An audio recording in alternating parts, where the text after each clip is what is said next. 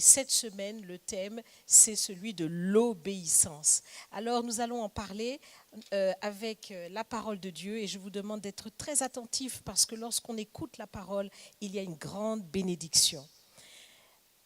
Le royaume de Dieu. Dans le royaume de Dieu, vous savez, eh bien, c'est une autre dimension. Ce n'est pas la dimension terrestre, mais c'est la dimension du règne de Dieu. C'est la dimension où Dieu exerce totalement et librement toute sa volonté. Et dans le royaume de Dieu, il n'y a pas d'autre possibilité que celle-là. Effectivement, et pour nous qui sommes les citoyens du royaume, nous avons besoin, puisque nous avons connu le Seigneur et nous avons compris et nous avons reçu qu'il est notre Seigneur, qu'il est notre Dieu, nous avons compris. Et donc nous devons tout faire pour bien comprendre comment le royaume fonctionne et comment nous-mêmes nous devons fonctionner dans le royaume. Et il faut réaliser que ce fonctionnement du royaume n'est pas pour nous une option. Nous qui sommes les citoyens du royaume, nous n'avons pas d'autre choix que d'apprendre à marcher selon le royaume. Parce qu'effectivement, si nous ne le faisons pas, nous ne pourrons pas en bénéficier. Donc, nous devons réaliser que là où Dieu règne, là où il s'agit de son royaume, Dieu est le seul maître à bord. Et tous ces sujets sont véritablement ceux qui exécutent sa volonté. Ce sont des exécuteurs de la volonté de Dieu. Et dans le ciel, tout se tourne vers lui pour se soumettre à lui. Il n'y a aucun ange, il n'y a aucune créature céleste qui, développe ses propres volontés, ses propres désirs, ses propres pensées. Aucune créature.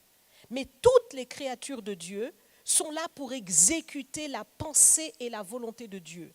Ils sont mus par la pensée de Dieu. Et lorsque l'on nous parle même des chérubins dans la Bible, si vous prenez le temps de lire, et nous voyons cela dans Ézéchiel, vous verrez que l'esprit de l'Éternel et l'esprit de ces animaux, qui sont des chérubins, donc qui sont des anges, est dans des roues.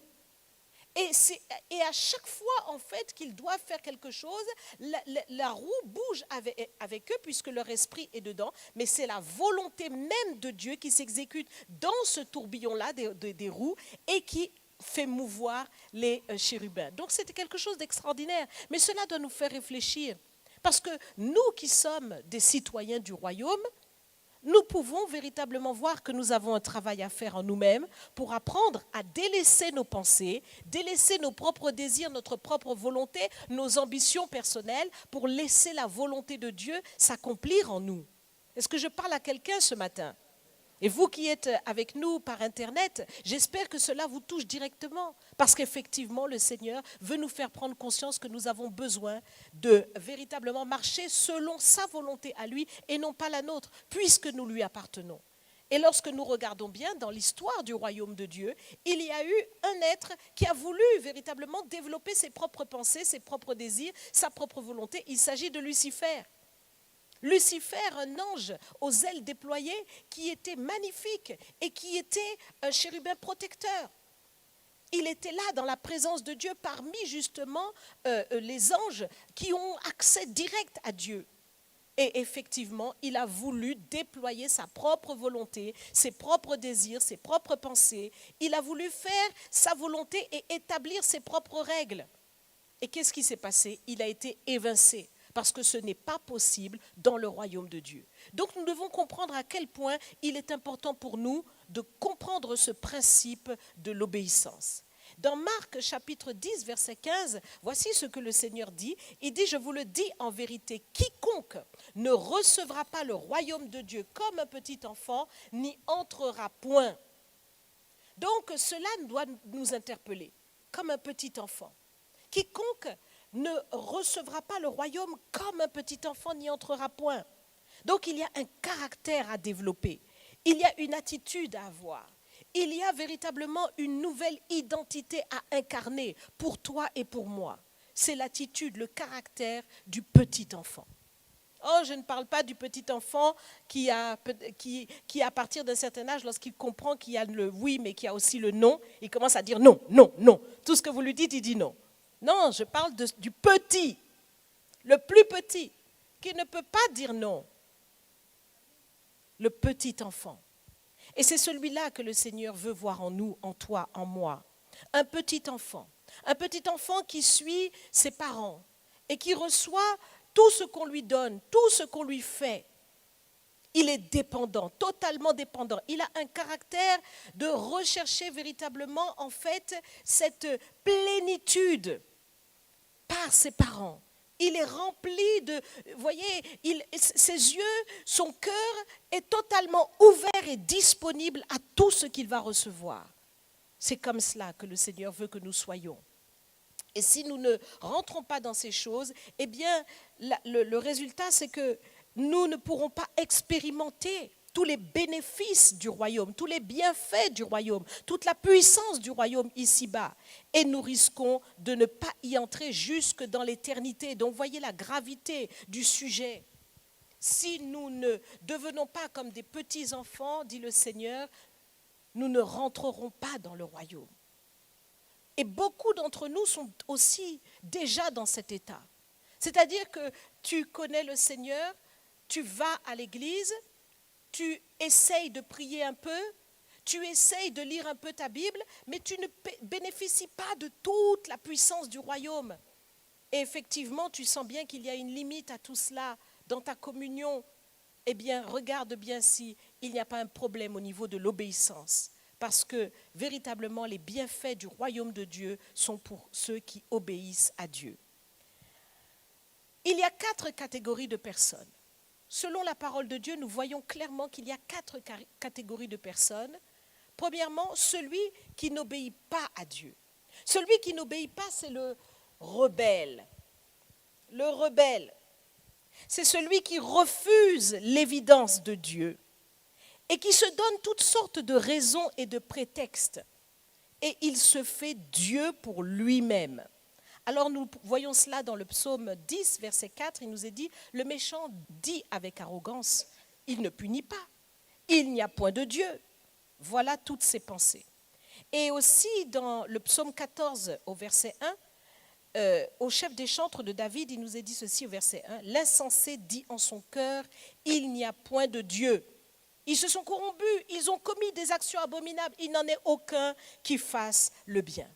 Donc nous voyons dans ces passages qu'il s'agit de l'insensé, du rebelle, de celui qui est dans une position véritablement de rébellion. Il ne veut pas entendre parler de Dieu. Il pense que Dieu n'existe pas. Il pense que de toutes les façons, même s'il y a un Dieu, et pourquoi moi je me soumettrai à lui. Et donc il est dans une position arrogante. C'est l'orgueil qui le fait se positionner ainsi. Et nous voyons bien que le Seigneur voit en lui de la méchanceté, voit en lui une attitude qui est vraiment insensée, selon Dieu. Insensée. Parce que comment ne pas voir la grandeur de Dieu au travers de tout ce qui nous entoure? Lorsque nous regardons la création crie, elle crie la gloire de Dieu. Nous le voyons en toutes choses. Dieu est réel. Et donc, effectivement, l'insensé dit Dieu n'existe pas. Il est rebelle. Donc, il ne veut même pas écouter Dieu. Même écouter la parole de Dieu, ça l'insupporte. Et ce rebelle-là, évidemment, il se destine directement à la mort, puisqu'il ne veut pas de Dieu. Mais Dieu nous dit aussi qu'il ne veut pas la mort du méchant. Il dit aussi que les rebelles peuvent avoir part. Ils auront part, selon la parole de Dieu, au don de l'Éternel. Et donc, le rebelle aussi. Et si toi qui m'écoutes, tu sais qu'en toi, il y a une certaine rébellion, sache que Dieu ne veut pas que tu demeures ainsi. Tu peux changer. Tu peux te soumettre à Dieu et apprendre à le connaître. Le Seigneur le dit, si le méchant se repent et abandonne ses mauvaises voies, il aura part avec Dieu. Donc ça, c'est la première catégorie. Et je crois de tout mon cœur que ce matin, eh bien, tu n'es pas concerné par celle-là parce qu'au moins tu es là, tu écoutes la parole du Seigneur, c'est que tu désires Dieu. Et il y a 2 autres catégories de personnes dont il nous est parlé dans la Bible. Et c'est Jésus qui parle et qui dit que vous ensemble, un homme avait 2 fils. Et s'adressant au premier, il dit, mon enfant, va travailler aujourd'hui dans ma vigne. Il répondit, je ne veux pas. Ensuite, il se repentit et il alla. S'adressant à l'autre, il dit la même chose. Et ce fils répondit, je veux bien, Seigneur. Et il n'alla pas. Lequel des 2 a fait la volonté du Père? Matthieu 21, verset 28. Donc, il nous est dit ici qu'il y avait 2 fils. Celui qui ne voulait pas aller travailler, mais qui au final s'est repenti et est allé, et l'autre qui a dit « Je veux bien, Seigneur », et qui n'est pas allé. Lequel des deux a fait la volonté du Père? Donc nous voyons cette deuxième catégorie de personnes, celui d'abord qui veut, je vais parler de celui-là, celui qui veut et qui ne fait pas. Je parle de celui-là d'abord, celui qui veut et qui ne fait pas. Et combien cela peut nous concerner? Nous avons tous un désir d'obéir au Seigneur, un désir de bien faire, n'est-ce pas?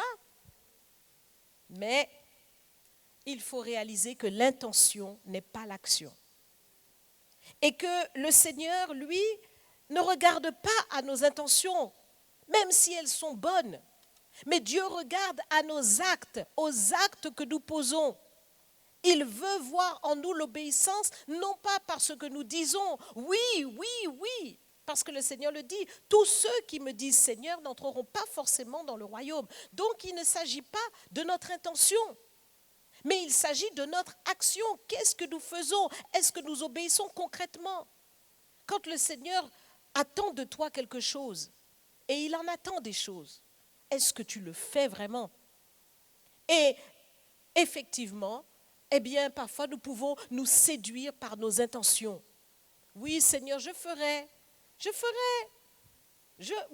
oui, j'y travaille, j'y viens. Non, le Seigneur veut voir maintenant ton intervention. Maintenant, il veut voir ton intervention. Il veut voir l'action que tu vas poser. Maintenant, demain ne t'appartient pas. Tu ne peux pas dire, oh oui, je ferai, je vais faire. Non, tu dois le faire. Voyez, donc il ne faut pas se séduire par nos intentions. Il faut véritablement veiller à cela. Et la deuxième chose, c'est l'autre fils qui, celui-là, ne veut pas. Mais au final, il fait. Donc là, on est dans une autre dimension. C'est-à-dire qu'au fond de lui, il voit bien peut-être ses limitations, il voit que c'est compliqué, il voit que c'est difficile, il sent bien le challenge, mais il finit par obéir. Pourquoi? Parce qu'il est mu par le sens du devoir. Il a le sens du devoir. Il sait qu'il vaut mieux obéir à Dieu. Et ce sens du devoir, c'est ce qui le garde de la désobéissance. C'est ce qui le garde d'une mauvaise action, d'une mauvaise attitude. Parce qu'au fond, eh bien, il finit par agir. Mais ce n'est pas encore l'attitude parfaite. Il faut bien voir que ce n'est pas encore l'attitude parfaite. Et beaucoup d'entre nous, nous sommes aussi concernés. Lorsque l'on va te dire, bon ben, prends telle responsabilité. Oh non, non, non, non, non, non, non. Ah, moi je ne veux pas. Tu sens bien que l'appel de Dieu est sur toi. Tu sens bien que tu dois rentrer dans les choses. Tu sens bien que le Seigneur t'attend quelque part, dans tel ou tel domaine. Mais oh non, non, non, non. Pourquoi? Parce qu'au fond, il y a un effort encore à fournir pour qu'on puisse te convaincre. Il y a des arguments à déployer pour qu'on puisse te convaincre qu'il faut absolument faire telle ou telle chose. Donc pour toi, l'obéissance est encore un effort. L'obéissance est encore un effort. Et quand l'obéissance est encore un effort, c'est bien, c'est vrai, tu es en chemin parce que tu veux finalement obéir au Seigneur par sens du devoir, mais il faut réaliser qu'il faut aller plus loin. Il faut maintenant rentrer dans une autre dimension. Il y a un chemin que tu dois parcourir pour pouvoir avancer et finir par devenir la 4e catégorie, c'est-à-dire celui qui aime et qui obéit volontiers. Celui-là, c'est comme le petit enfant. Il ne peut pas mettre ses pensées en avant, mais au contraire, il laisse ses parents gérer tout pour lui et il fait ce qu'on lui dit de faire. Il fait ce qu'on lui dit de faire. Il est disposé, disponible. Et il a donc cet esprit de soumission qui est en lui parce qu'il est justement dépendant. Dans Jean 14, voici ce qui nous est dit. Celui qui a mes commandements et qui les garde, c'est celui qui m'aime. Et celui qui m'aime sera aimé de mon Père, je l'aimerai et je me ferai connaître à lui. Nous voyons ici quelque chose de très fort. Celui qui a mes commandements et qui les garde, c'est celui qui m'aime. Donc le Seigneur va mesurer notre amour au degré d'obéissance que nous avons.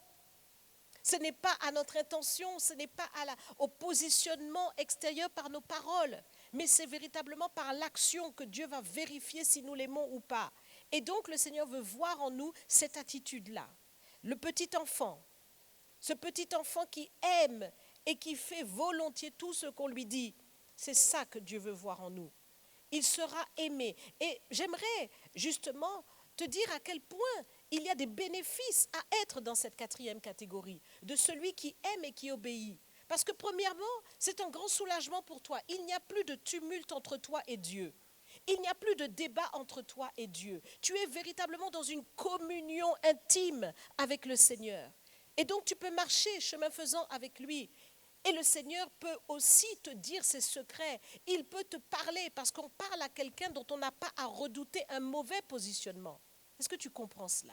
Et il y a parfois des choses que tu voudrais que le Seigneur te dise pour ta vie, mais tu ne peux pas les entendre parce qu'il y a manque ce degré de communion. Approche encore et rentre dans cette dimension où tu ne te rebelles plus à Dieu, tu ne résistes plus à Dieu.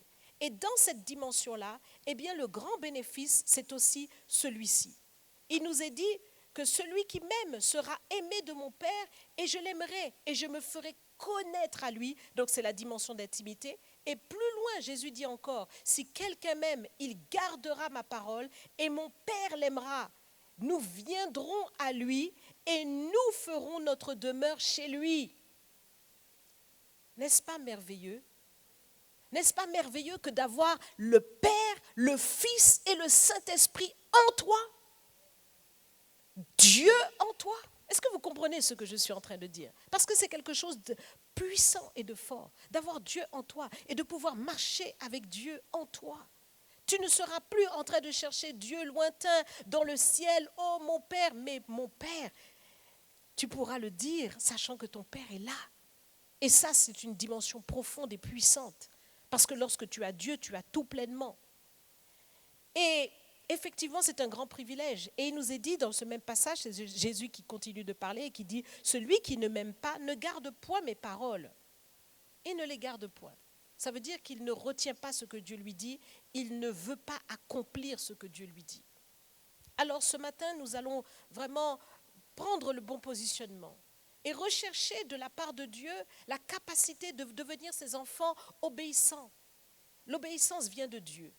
Il nous est dit dans Ésaïe chapitre 11, « L'Esprit de l'Éternel reposera sur lui, esprit de crainte de l'Éternel. » Donc, la crainte de Dieu qui vient sur nous par le Saint-Esprit mettra en nous tout ce dont nous avons besoin, toutes les vertus dont nous avons besoin pour devenir ses enfants obéissants. De nous-mêmes, nous ne pouvons pas. Le Seigneur dit, sans moi, vous ne pouvez rien faire. Mais lorsque nous allons inviter le Seigneur à faire de nous ses enfants obéissants, nous allons vraiment le devenir parce que c'est la volonté du Seigneur. Et son esprit est là pour nous transformer. Amen. Alors si tu as compris quelque chose ce matin, acclame le Seigneur. Et vous aussi qui êtes à la maison, acclame le Seigneur de tout ton cœur. Et nous allons nous mettre debout.